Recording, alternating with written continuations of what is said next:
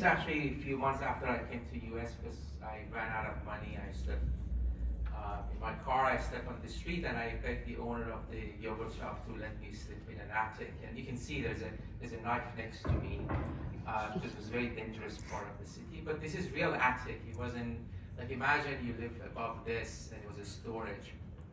But maybe I'll go a little bit back. So I grew up in Iran. When I was 10 years old, the revolution happened, and the war happened. So my teenager life was, for people maybe older than you remember, just going to school, come home, do homework, play soccer, and then wait for Iraqi jets or missiles to bomb our city. Although Tehran wasn't in front, but it'd be always a bit of attack. So it's kind of surviving teenager life. But I didn't know, but I think it made me stronger those days. And then when you're 14, 15, 16, you don't know what else going on in the world. I thought that's a normal things to have coupons. You don't live in coupons time, but we had coupons for beans and rice and even naft. I think we had that for so it was a tough time.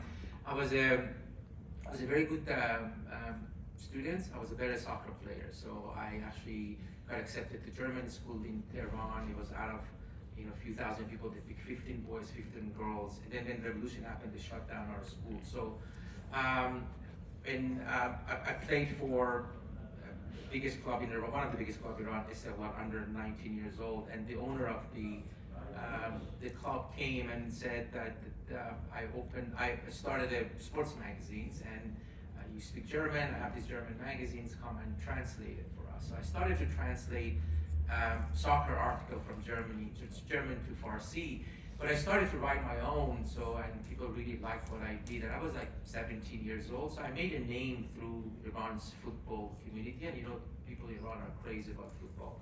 And then they gave me Iran's most popular sports radio talk show. It was like Friday nights, Rah Shabi Jom Shab. So I was hosting the sports part of it, and imagine you have, Ali Dai of your country or wrestlers to come, and you're 18 years old. So I was in heaven, and I became the youngest member, maybe Iran's history, of the International Sports Press Association. So anyway, I went to Danishgah Milli, but after 2 years, I decided to drop. And my parents, I asked them to leave Iran because my brother went to Germany when he was 15 years old. So my parents, my father has a small business. He sold it and moved to Germany. I served in the army, but luckily after 6 months training, I played for the army team. Was playing in the National League. It was a different story how I got my passport. I'll tell you another day. But I went to Germany, and I got opportunity to play soccer and go to university. But a few weeks right after, my brother was like the exact version of Muhammad Al-Rikai, but 16. He had this American dream to go to America. He was denied visa every month. I think the guards at the US embassy knew him because he was coming over there and they were hiding him. He never got visa. It was a very tough time. This is 1992. So Iranians, it was harder than even today to come to America. It was very, very hard. He pushed me to go to US embassy, and I said, listen, I don't speak the language. My parents are here. I speak the language here. Finally I went to the US embassy, and I remember it was a woman in 30s, it was a counselor, and said, tell me about your life. So I explained for 45 minutes, and he said, why do you want to go to America? I said, I'm a sports journalist, I want to go watch NFL, NBA. And I was truthful because I didn't know why I'm coming here. And she said, I don't know why, but I want you to see my country, give me my passport. So I got a visa, nobody believed in it. I remember that night. She said, give me your passport and come back tomorrow or after 2 days. So we had dinner at my parents' home, and everybody was there, lawyers, doctors, and everyone says, well, this is a trap, they're not gonna give you a visa, they wanna give you and Iranians have this like a conspiracy theory. There is a red stamp at US embassy. I nobody knew, so they made up something because I was just so young. So I got a visa, I came straight here. I didn't speak one word English. I had $700 cash, but that wasn't the biggest challenge. The biggest challenge was I actually was in love with a girl back home in Iran, and I thought, yeah, I'm gonna lose her, so I better call her every day. So you don't remember, but 1992, there was no internet phone, there was nothing. So it was a payphone, and I every day a bag of quarter going to downtown San Carlos and making calls to Iran. So in a few weeks, the money was gone. So I think that was, I mean, and I think I had no plan what to do over there. I could have taken a flight back to Germany, and I could have even go back to Iran, but something just kept telling me, you can keep going, keep going. I called Asghar Sharafi. He was the former head coach of Iran's national team. Through football, I knew him. I bought a 1973 Chevy for 5 payments of $150. And actually, exactly, I figured out to find an Iranian dealer because I wanted to negotiate. I didn't know how to negotiate with Americans in English. So he was so kind, and he gave me a 1973 hatchback Chevrolet. And my first job was going to Asghar car wash in San Jose. So driving every day for an hour, washing cars for 10 to 12 hours, and just surviving again. But I rest assure you, I was the best car washer the world has ever seen. Nobody washed cars like me. So, and my English improved. I landed a job at the yogurt shop, this one that you see in Redwood City, but I didn't have money, so I stepped in my car, and the owner saw me, and I said, you know, I want to save money, and let me speak in an attic. So first he said, no, there's no air, no window, but I had no choice. So I lived there, so again, surviving those days, waking up every morning at 5 a.m., open the shop till 5 p.m., and then go to college, study English, take a shower. I didn't have a shower coming back. So it was tough, but I felt that if I can survive those moments, I can do anything in America. So the challenge, obviously, physically was hard, but emotionally was harder to just live there, knowing that you can still go back to Iran or Germany. Something magical happened. So one of the nights I was studying it, I saw an advertising for Persian rug store in downtown Palo Alto, and all of us, we think we know something about carpets, which we don't, but like every American have an opinion about football or about baseball. I think Iranians have an opinion about Persian carpets, and I said, okay, maybe I can get this job. I called, and the owner actually interviewed me on the phone. The first question he asked, have you sold rugs? No. Have you sold cars? No. Have you sold furniture? No. I said, well, you haven't sold anything. He said, I'm selling yogurt. And he said, that doesn't count. Before he hung up, I said, listen, how do you say no to somebody you haven't met? And it was a pause on the other side, and he said, why don't you come tomorrow? I put a suit and tie, and went over there, and he hired me on the spot. This is Medallion Rug on University Avenue. The owner, late Mr. Hamidi, he actually left school when he was 12 years old in Iran, and he built an empire. He's like one of the top industrial families in Iran. They own Kashavella and many others. So then when revolution happened, they nationalized their asset. He moved here and started from kind of zero. Brilliant man, not educated, but was a smart businessman. I remember the first day when I said yes, he said, come outside the university, I want to show you something. So the medallion rug is on University Avenue. I had only $7 for I was going to show the photo, but yeah, do you want us to do this clip first before we go to the sure. gallery? So you recently did a podcast interview with the Divot podcast, and I thought this clip would be really timely considering the story of the yogurt shop, and then we'll get, because I have lots of questions about the rug selling. Yeah. So we can go back here from the beginning. It's just a minute. I had only $7 for food every day, so I had to manage how do you survive with $7.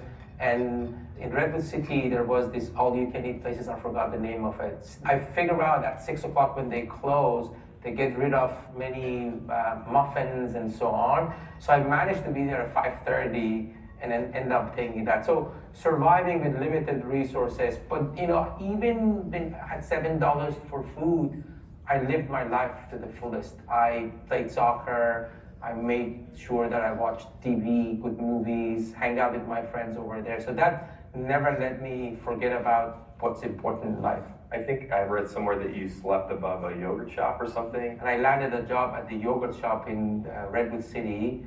So I lived in an attic for a few months, literally attic. So waking up every morning at 5 a.m., running the yogurt shop till 5 p.m., go to college, study, take a shower in college because I didn't have a shower. I felt if I survive this, there are many things I can do. I think surviving those post-revolution and war, you don't know it, but it gives you a lot of strength that you can survive things that you cannot imagine in life. And living in an attic was hard, but it was not harder than surviving missiles and Iraqi jets bombing your city. I had only $7 for food every day, so. And that brings us here. Yes. So again, that perseverance, tenacity, the survival, but also living. I find that so inspiring in your story, Pejman, because life is here and it's gonna always have challenges, ones you can't predict, ones you might try to plan for, but you have paved your path every step of the way, and it is an inspiration to me, I think to so many in this room, and so many who you'll never have a chance to meet directly. And so you said, how do you say no to someone you haven't met? And the next day you were there, so tell us about this. Yeah, this is actually, so when that day he took me out, and Medallion Rock is on University Avenue in Palo Alto, and he said, do you know what is at the end of the street? I said, yes, it's Stanford University. He said, you can go Stanford, get your PhD in business, but the real PhD in business in life is with me. Whatever I tell you, do it. I said, okay, I'll do it. The next day I showed up with the suit and tie. This is not the next day. And I thought I'm gonna get a customer, and he said, no, you're not gonna get a customer. You just bring tea and broom the floor and flip the rugs until I'm convinced you can sell rugs. So I have a different story than how I prove myself. Well, maybe I'll tell you the story because I always think, well, let me tell you the story and what I think, what I learned, and what I want to share with you. I was watching other salespeople, and I felt they're doing a terrible job because they were just keep selling. And I thought, you need to build relationship pairs, get to know these customers. And I was frustrated that they don't give me any customer. One day I went downstairs in the, in the storage, and I saw we have invoices, like thousands of invoices from previous customers. Persian rugs typically has to be cleaned every 3 to 5 years.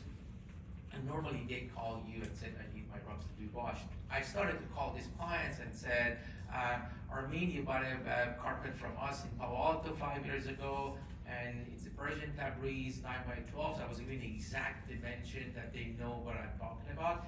And it's time to clean your rugs because of these reasons. By the way, it's free pickup and delivery and 50% off. 100% said come and pick it up. So when I was going back to pick up that carpet, I knew for 2 weeks they're not gonna have a carpet on the floor. So I was taking a lot of carpets nicer to their home, and I said, by the way, Armin, this looks like 2 weeks. So I'm gonna loan your rugs for free. He said, really? I said, yeah, I think you can live with this because I don't want you to have an empty floor. When I was coming back, I said, well, I like this rug more.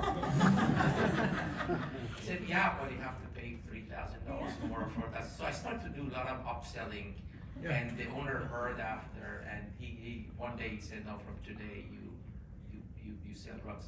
The reason I'm bringing it up is I think you can create your own opportunities. People think opportunities will arrive by FedEx at your door, and they waste the entire life by somebody knocking their door said, this is the opportunity. You can create your own opportunity. Just pay attention to what's going on. Anyway, I got that job. You can imagine I became a very good rug salesman. So I won a couple of years in a row. I sold $2 million worth of rugs, which is most of our companies will die before they get $2 million revenue. Persian rugs, typically you come and say, I bought a home. I'm looking for a rug for my dining room. We look at rugs together, but ultimately, more than 95% of the transaction happens at people's home. So when you go to people's home and you show 20, 30, 40 rugs, you can't just stand up and just don't say anything. So you start to ask, you build relationship, you get to know them. 6, 7 years into selling rugs, I realized everybody is a top venture capitalists or founders of big tech companies. These are the people who, even if you're in tech, you can't meet them. I mean, they're like top-notch people, and I was in awe of what they have, what do they do in order to make a living. Obviously, they were very wealthy. That's on the side. But I always thought businesses, you build this or this and you sell it. I never knew that you can build massive companies, create jobs, create wealth based on knowledge. And I felt that I want to be one of these people and maybe have access to people that nobody have the access that I have, hanging out with the founder of Netscape and having barbecue with their family selling rugs. So I started to ask a lot of questions, and credit to them, they never judged me as an Iranian guy, Muslim, came to America selling me rugs and asked me about product market fit, how do you issue term sheet, what is market sizing, and they just kept telling me, because it's okay. Then I went and convinced Mr. Amiri that we should invest in startups. So we started to invest in startup late 90s. I knew my network has a lot of value, both on the side of the venture capitalists and entrepreneurs, and that I started to really spend it really wisely. So I put a lot of events in the rug. Yeah, this is late 90s, none of these existed, there was no TechCrunch, no Y Combinator, so people really loved coming to our office, Persian music, and I invited like a lot of people to come together, and I thought that would be magic rather than saying any topic. So we made terrible investments. I think we didn't know what the heck we were doing, but I kept going. I remember one day I told one of the Sequoia partners that when I was selling rugs, I can get you a lot of Iranian PhDs in front of you. And then this is Doug Leone, who is like one of the best venture capitalists of all time. And he said, okay, I'll come Monday morning to your office at 7. We typically open the gallery at 9 to 10. So I went there at 4:30 a.m., made tea ready. He came and we decided to put an event together in a few weeks with Iranian PhDs. And I said, yeah, I can bring like 50 to 100 PhDs. I didn't know any PhDs Iranian.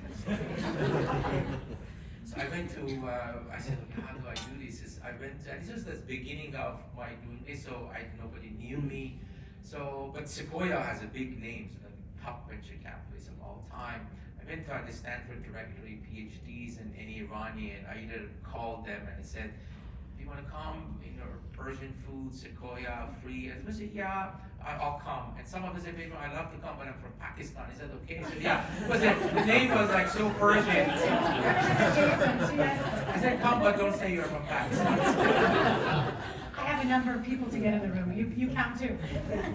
Anyway, so I learned the business by making a lot of mistakes, by failing, but not being afraid of failing. I just kept doing it, and I ended up really being very lucky to invest in some of the most, category-defining companies in tech, by throwing myself into the community that is well-guarded. When you become a venture capitalist, you have to be either a scientist or go to Stanford, Harvard, MBA. I was a college dropout selling Persian rugs, but I felt that if I put my soul and being into one thing and focus on it, I can do something about it.